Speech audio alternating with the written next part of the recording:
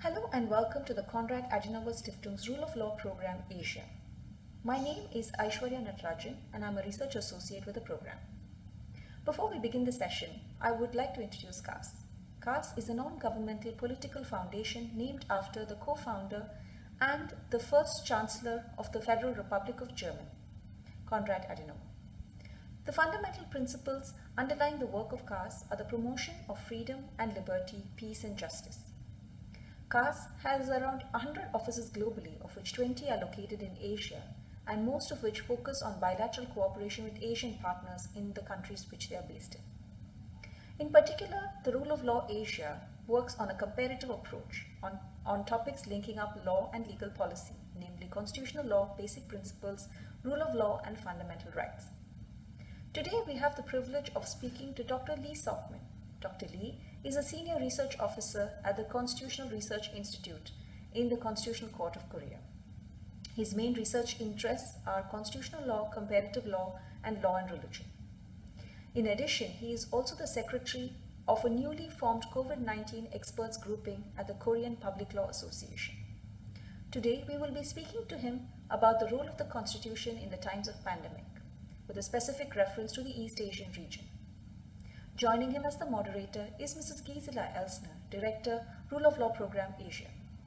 We trust that you find this session insightful and we hope to bring you many more such interesting conversations that intersect the areas of law and policy from different parts of Asia. A warm welcome from Singapore, Dr. Lee Soekmin, to our interview today on Constitution in times of pandemic. And thank you very much for taking the time to share your expertise with us. Thank you. While these unprecedented times of the coronavirus pandemic bans CAS Rule of Law Program Asia and our partners to do what we usually do, we are unable to hold our events currently physically to bring together experts and interested stakeholders to discuss matters related to the rule of law in the region. But of course, our commitment with these topics are the same at these times, of course. And we're therefore thinking of new ways to work for our objectives through these digital formats like the interview we are doing now. And we have decided to do this first interview with an expert from South Korea, as the country endured one of the worst early outbreaks of this disease outside China. And while it never imposed a compulsory lockdown, as I understand, it imposed strict and effective social distancing, and this has also been widely observed. And through an extensive trace, test, and treat program, the country managed to bring the outbreak under control. And this is a very interesting example for the whole region and even beyond this experience that South Korea had, but we will also try and take a broader look at East Asia where possible, of course. Now, beyond the obvious challenges that the coronavirus pandemic poses to epidemiologists and other medical experts, to the economy, of course, and the context of politics, and also very practically to citizens' daily lives, there are a number of challenges to the rule of law also. And we would, of course, like to discuss some of these with you today, Dr. Lee. So probably to start with some general observations about the relation between the pandemic or pandemics in general and constitutions. How has this relation evolved? Or to put it differently, are constitutions prepared for this kind of emergency? Yeah. Okay. First of all, thank you for inviting me. Thanks for having me in this occasion. And then also, I would like to start from explaining about the, right now the background or in Korea in terms of this, pandemic of COVID-19. So as we all know, this virus pandemic caused many changes in the whole world. And then also this virus is unfortunately will not go very easily.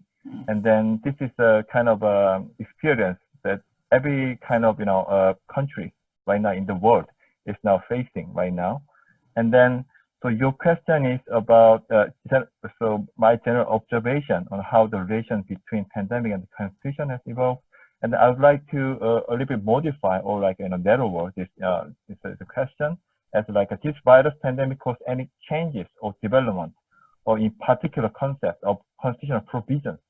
So if you see these constitutional provisions, it can be categorized like provisions of political institutions such as your judiciary and the legislature, etc. And then so another category, the provision of the fundamental rights. So and then my answer would be yes and no, because this there could be some changes during this pandemic, or if you've seen even earlier, maybe the SARS this occasion, and also there is also MERS, this virus. So especially it hit heavily in Korea, and then why my answer is yes, because it can cause some development or changes of the concept of the previous constitutional provisions. For example, political institutions, especially emergency power. So emergency power is already most countries have prescribed in the constitution. Some countries they don't have this special provision in the constitution, such as for Japan, they don't have this kind of thing. But in Korea we have this one because we have authoritarian past. But for example, in Korea and also Indonesia, they also have authoritarian past. But they also have this kind of emergency power clause. But the response is a little bit different.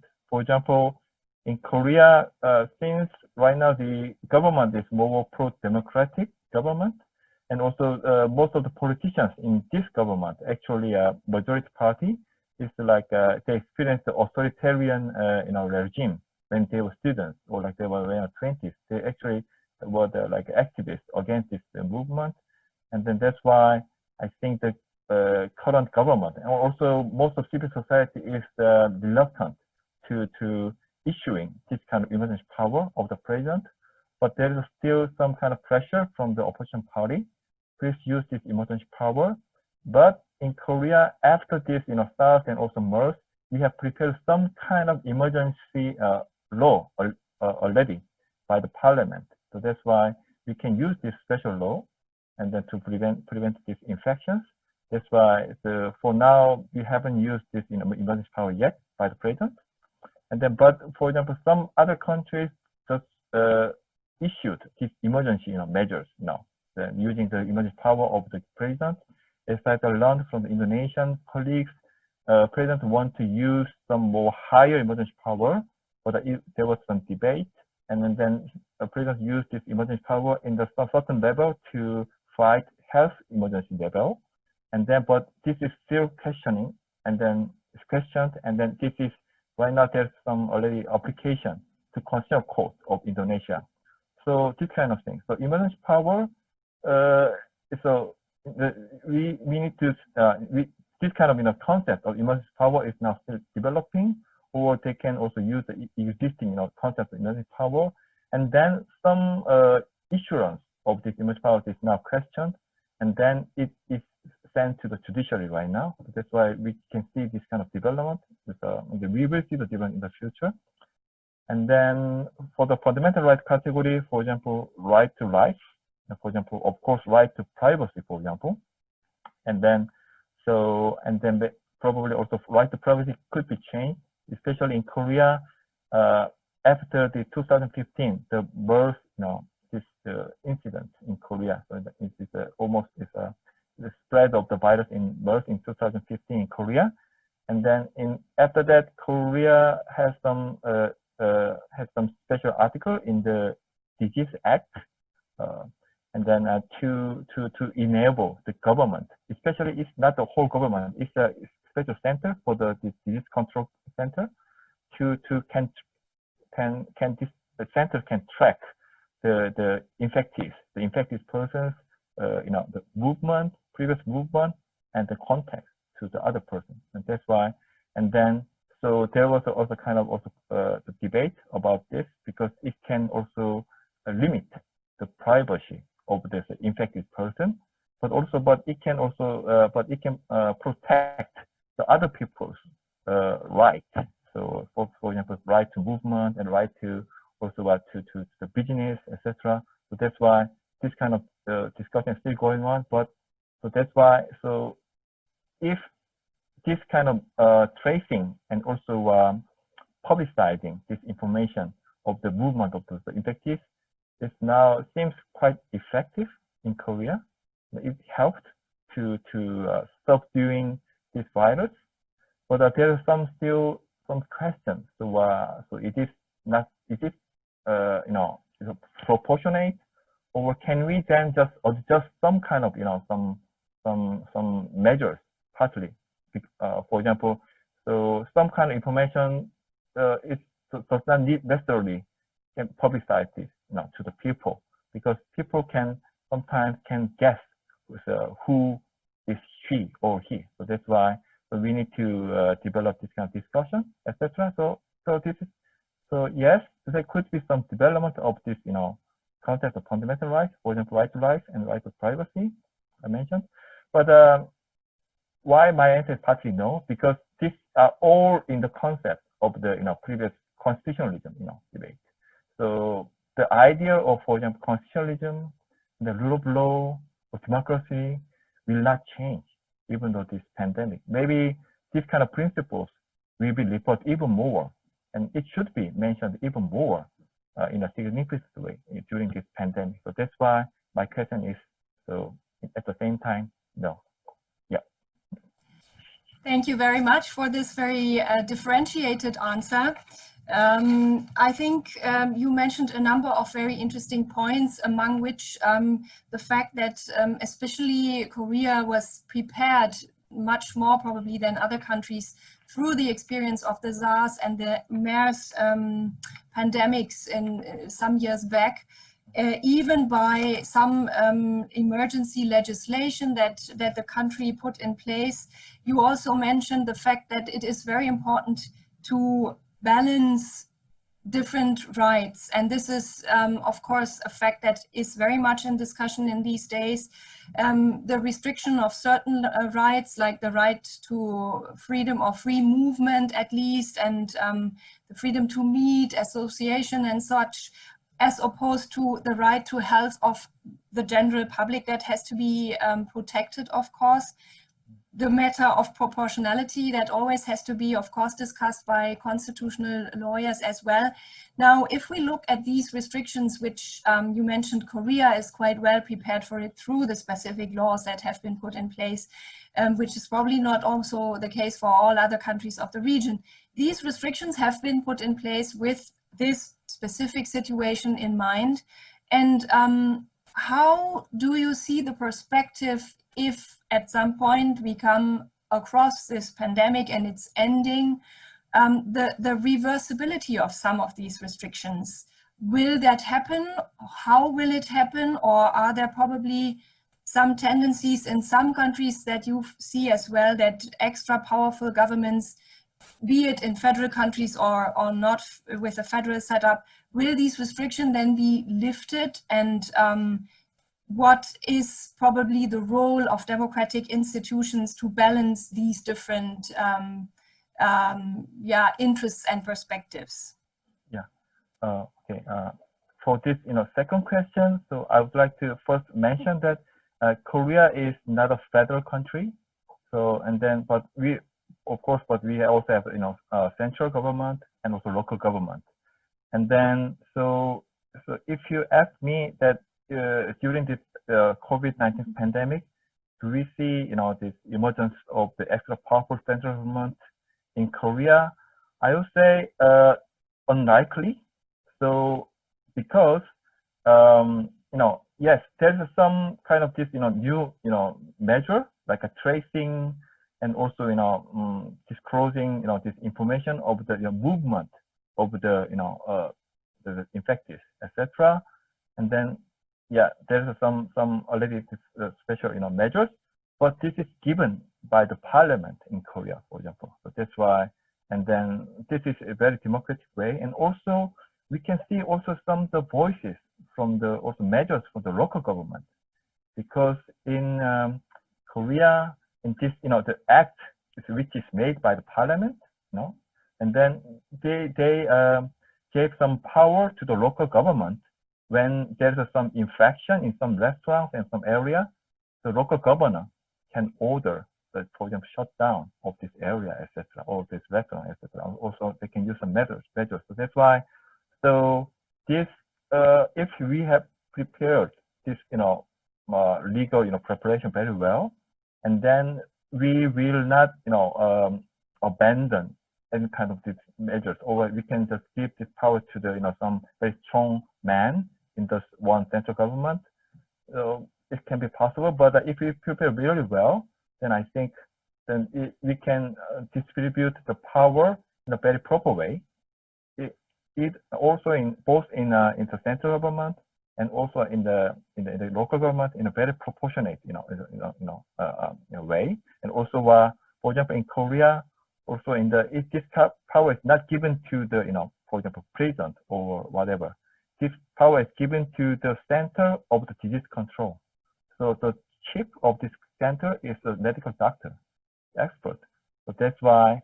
So and then this power can only be used when the the attention level is like alarm level. For example, it's like there's some level. So there's a normal level. If there's no threat of the virus, then this center of the disease control cannot do anything. But if the level is, for example, the WHO, declared this is pandemic, and the Korean government declares some, level, then this kind of power is activated in a proportionate way. So that's why. So this kind of experience of Korean government, in Korean, political institutions can give we can share some information to the other, countries. So that's why the people is more have more trust in the government than in 2015, because in 2015 we don't have this kind of some specific legal measures, and then it was a bitter lesson. At that time, many government officials was a little bit confused, seems very confused. And for example, also there was hospital, and then some infected went to this hospital in the emergency room, and then the emergency room was infected. And there was no special protocol, and then there was no kind of special guideline to fight this kind of virus. So that's why we had a bitter lesson in 2015, and after that, most of people was angry and demanded, and that's why the parliament made this law, the act, they amended this law, then prepared these measures. So that's why I would say this is very democratic process to fight this virus. And then so that's why at least in Korea I don't see any kind of emergence of extra power of central government. So this is my conclusion. Yeah. Thank you very much for this input. Now, looking at the effect of restrictions that, as you mentioned, in Korea are very well planned and they are very well institutionally supported, they certainly don't have the same effect on all citizens alike, but in particular, those people who are in a more vulnerable position, who are rather poor, they probably suffer particularly from these restrictions of not being able to go to work, because probably they have jobs that they can't do from home, as both of us can. And is there any discussion about this, in particular in Korea or in the broader region of East Asia, that you see? Have there been any mitigation measures to the effects of these restrictions to particularly vulnerable groups? Or do you see a kind of constitutional responsibility to put this kind of mitigation measures in place? Yeah. Okay. Thank you for this another question. It's a very important question. So I would say maybe some scholars in other countries can answer in different way, but as a Korean scholar in Korea, so it's based on this Korean experience. Right now, as I already explained, there was no lockdown and no shutdown right now. So that's why this is very important. That's why so the people, even though have some vulnerable situation, they can still get a job, they can do their, some business. So even though there's a very, less, customers, etc., but still they can go on compared to other, European countries right now or the US, because they have lockdown, so people cannot go out. But in Korea, it never happened. So that's why, so even, for example, when there's an infected area like a shopping mall, they just shut down 2 or 3 days, and then they sanitize this whole area, and then they can reopen. So that's why this is kind of proportionate, measure. But it was not that so well prepared in 2015, as I already mentioned. So in Korea was not that well prepared, I would say, in 2015, and then so that's why many Korean people it's not very, how to say, complacent at this moment, because it is based on our just experience, bitter experience. So that's why some people can ask that, oh, why so Korea is so well prepared? Well, so we are now is better prepared, but we cannot say we are the perfect example. We just learned earlier. That's why, so we know how to respond a bit better than other unexperienced countries in terms of virus, I mean. So that's why, so people wear, for example, mask. So people learned that mask is very important. So that's why, so even before the guideline of the government, people start to wear the mask very easily because they know this is their own protection. And then even people ask the government to prepare masks and then produce more masks. So this is the pressure to the government. So that's why, and then also government also did this tracing and also publicizing this information is a measure that we say 3T, government says 3T, test, trace, and also treatment. So treatment is almost free. So that's why people can they don't need to hide, because worrying about the cost of the treatment. So that's why even, for example, foreigners, for example. So that's why so the issue is covered by the government, and that's why so this kind of trace also test, trace, and this also treatment was kind of a very successful policy, I would say. So that's why so the risk for this vulnerable people is much less than other countries, but still there is some challenges we will see in near future, because Korean economy is also right now it's better than other G20 or like advanced developed countries, but still we don't expect growth this year. So because of this pandemic, so that's why there will be some people is employed because of these things, and then so of course, and the government is now already issued some measures. For example, they distributed money to all the people in Korea around for 4 people family around it's around 900 USD, and in addition, local government gave some money also too. That's why, and then if they say it's a local currency, they can use this currency only in this local region, and it also helps the local, for example, grocery and supermarket, etc. The local businessmen, and then actually it worked. So that's why this is one of the example of the the measures of this government. But still, we need to see what kind of government can do more. So in terms of this managing this about this inequality of the effect of the virus. So this is my answer. Thank you. Thank you very much. Indeed, that is certainly also an experience, even with regard to the economy or economic effects and how to mitigate them. That is certainly interesting for some countries in the region and even beyond to learn from. What you just mentioned about tracing, tracking, and treating, and the cost is being taken over by the government. This is also something that the Singaporean government opted for.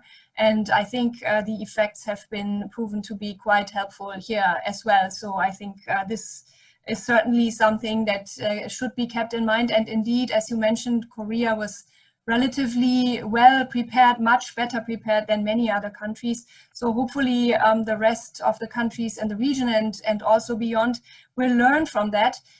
we can see in some other regions, in particular in the US and also in some European countries, where the crisis hit much less prepared environments, and where people are very much used to being free to move around, to decide what they want to do, that there are waves of protests against lockdowns or other restrictions, which of course, as you have mentioned now repeatedly, has not been the case of Korea to see a lockdown. But in any case, restrictions have raised the criticism of people who are partly fighting for their basic rights, but there are also some conspiracists among them. There are people opposing vaccinations in general, while everyone is discussing that this coronavirus will probably only be able to overcome through vaccination at some point. And there are also some right-wing activists who are taking advantage of these protests. But while this is happening in particularly in the US and in Europe, it looks like in Asia, people are much more complying with state responses and in general as an overall perspective. Do you see any particular reason behind this trend in Asia that seems to be the foremost trend? Yeah, okay. This is also another very important question. So I have been asked by some other European, like my European colleagues several times. So they are sometimes asked, is this a cultural thing, or is there any kind of other background? But so I would say that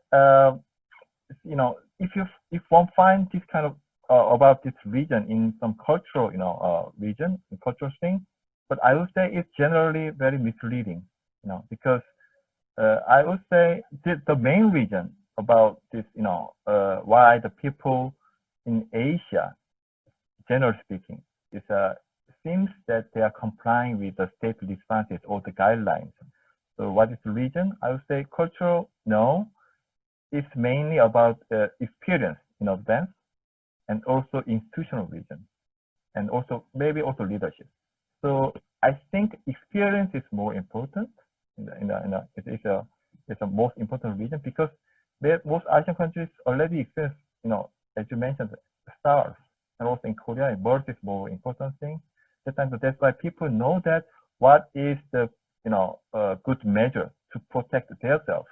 That's why even before this guideline, people asked the government to make some, to publicize this guideline to people, because even though I protect myself like that, this mask or other things, if my neighbor or other people will not do this one, my risk will be higher, than the other case. So that's why the people ask that please government make this guideline, specific guideline, and then the people, you need to announce this guideline to the people, and then our community will be safer. So in this context, so who is complying? So people is complying with government, or the government is complying with the people. So yeah, so that's why. So this is actually the kind of good example of a good circle of the democratic country. So I think also I would even say that even though it's not that democratic country, but there could be also demand of the people. So also can be this kind of sometimes strong or leaders also will need to respond this kind of demand. And that's why the people will react like this. This is because of experience of the virus in advance, 2015 or also SARS. That's why. So if you say this is all cultural thing, this is people have a collective idea, etc. This is, I think, kind of Orientalism. I think so. This is quite misleading. So why this kind of misleading is kind of a little bit dangerous or not helpful, because right now is pandemic. Right now we understand that this is so all people's humankind's problem. We need to share our best practice each other. And then if we misunderstand some countries, example, it's like, oh, this is just cultural thing. And then which will lead that it's a very rich country, oh, this is very different, we cannot follow it. No. So that's why we need to see very exactly, clearly what that happened. And I would say why these countries in Asia most, seems that it's complying with the government. First, actually people largely ask the government to, to implement this guideline. It's my answer. And second thing is because of the experience. And then also another reason is also leadership. For example, in 2015 in the birth, the leadership of the government, people largely say that this is they were very incompetent at that time. And then in 2020, because of this experience, and government is know that if they mess up this response, they will be not very good in next election. So that's why they respond relatively well, as you see. So that's why. So the culture in Korea, 2015 and 2020, it changes? No, same culture, right? So that's why. So the different factor is experience and also institutional preparation. For example, legal preparation, as I told you, like a treaty, and also another compensation issues. For example, as I need to also mention this one. For example, in 2015, the infected people went to the emergency, in a room, and then the whole hospital was actually thinks that they want to hide this thing, because then the hospital needs to close for like several days. Then it will not good for their profit, right?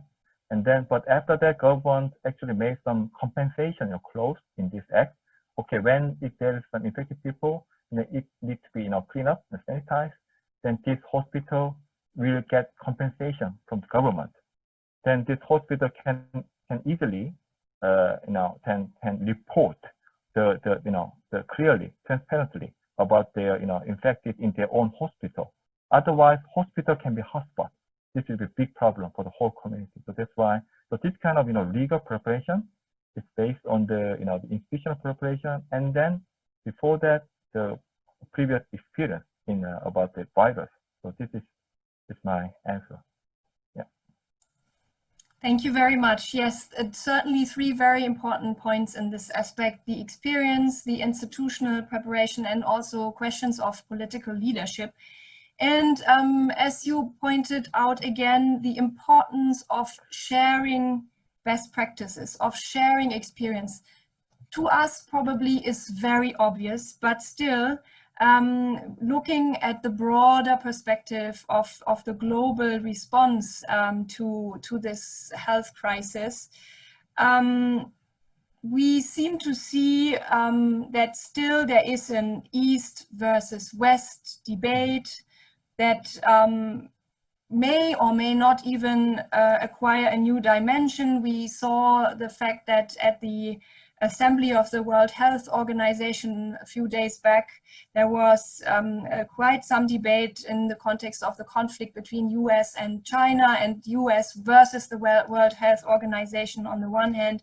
We see that people's assessment of importance of close relations with different countries are also changing. For example, in a recent survey done by the Pew Research Center and the Körber Stiftung in Germany, we saw that, for example, Germans see it as almost as important to have close relations with China nowadays as with the US, which has shifted completely from last year, where there is now a third of the population or of the people asked saying that Chinese relations are as important as US relations for Germany. Before, the Germans rather, half of them said that US is more important. So you see that this crisis actually affects a whole range of matters.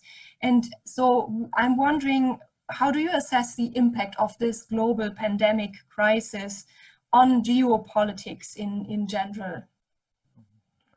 So yeah, thank you for thank you for this question. But it's actually I'm not a political scientist. I cannot respond to this large and very fundamental question. But I want to just summarize, or I want to answer in this question in this way.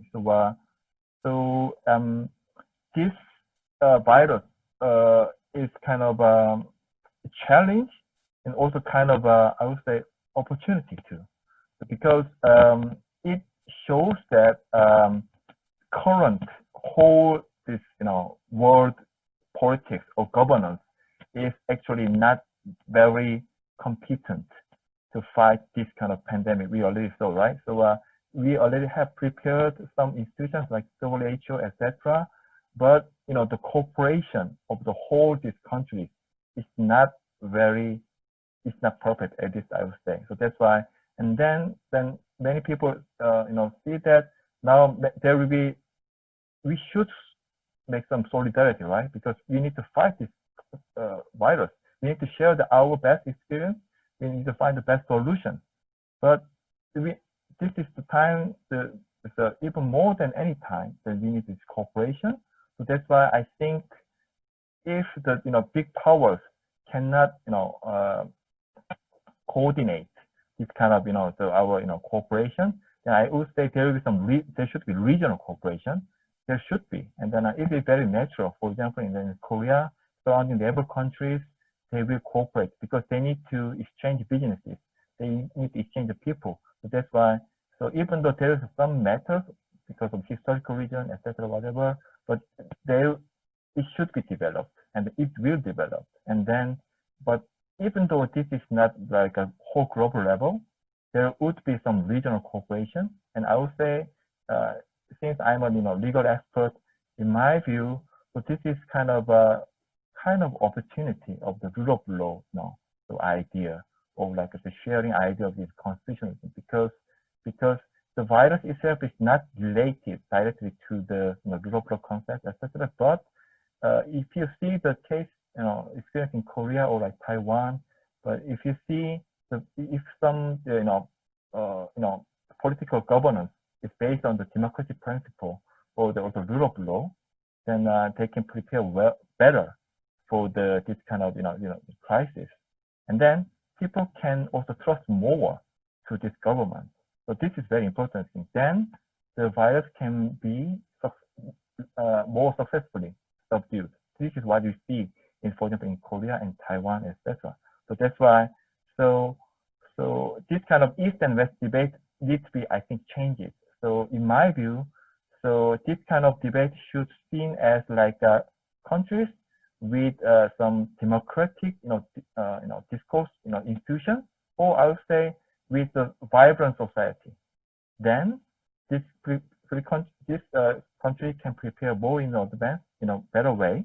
But if countries with some weak society, with less demand, then this society or community will have more risk to the this pandemic or next second wave, maybe we expect, so that's why, unfortunately. So that's why, so I would say also it's not about the West and East, it's about this category. And also if you see for example in Europe, you see also some problems, as I heard in the Hungary and Poland have some issue right now using these census, of course, but not every European countries, right? So that's why, so if countries have already prepared some good institutional measures and they have a vibrant society, I think the extra empowerment of the central government is not unlikely. I would say that they will proceed this kind of fighting against this COVID-19 in the boundary of the rule of law and constitutionalism. So this is my answer. Yeah. Thank you very much. I think this is a very, very good, actually also wrap up answer that you just gave with regard to the question of how the geopolitics will be affected by this global health crisis. Rather than East versus West, it should rather be countries or societies that are democratic and that are trying to find democratic solutions in terms of fighting against this kind of crisis, and that hopefully this will be a moment for the rule of law and an opportunity rather than too different of a challenge for it. While we still are in this situation, we certainly hope that the CAS in general and CAS Rule of Law Program Asia more specifically can at least continue to build bridges again, between East and West, including with these kind of expert interviews or our other events that we are doing, hopefully soon again, really physically together in the same room. at this point now, I would really like to sincerely thank you, Dr. Lee, for sharing your experience and your expertise with us. This has been a very, very insightful half an hour that we spent together. And I wish both yourself and the Constitutional Research Institute and Korea in general all the best in fighting this crisis and in general for your work. And I hope to be in touch with you soon. Thank you very much. I wish this thing to you too. Gleich fast. Thank you. Thank you very much.